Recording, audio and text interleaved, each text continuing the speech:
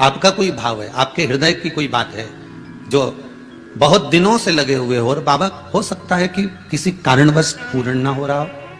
एक काम गुरुदेव ऐसा अटका हुआ है कि वो काम हम करना चाह रहे हैं, व्रत भी कर लिया, अनुष्ठान भी कर लिया, पर फिर भी वो व्रत के कारणवश भी वो कार्य नहीं हो रहा, तो समझना कि कोई कार्य बड़ा भारी होगा और बाबा उसको कर नहीं रहा है, या कोई काम अटक रहा है। तो हमने पहले भी कहा, ये बीच की जो पत्ती है ये देव अधिदेव महादेव है, ये ब्रह्मा, ये विष्णु है। इन दोनों पत्ती के मिलन से लेकर इस पत्ती के बीच की जो डंडी है, ये नीचे की डंडी का वर्णन नहीं कर रहे हैं, इन दोनों पत्तियों के बीच में जो डंडी है बची हुई,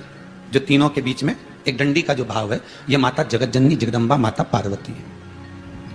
इस डंडी के नीचे का जितना भाग है ये 33 कोटि देवताओं को दर्शाता है। बेलपत्री की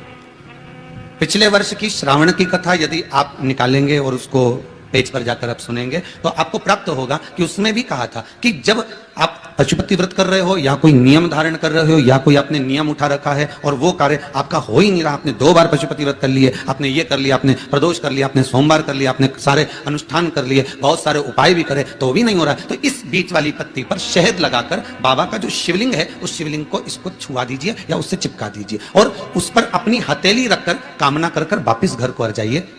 बाबा आपकी वो मुराद शीघ्र 3 महीने के अंदर पूरा कर ही देता है। ये पक्का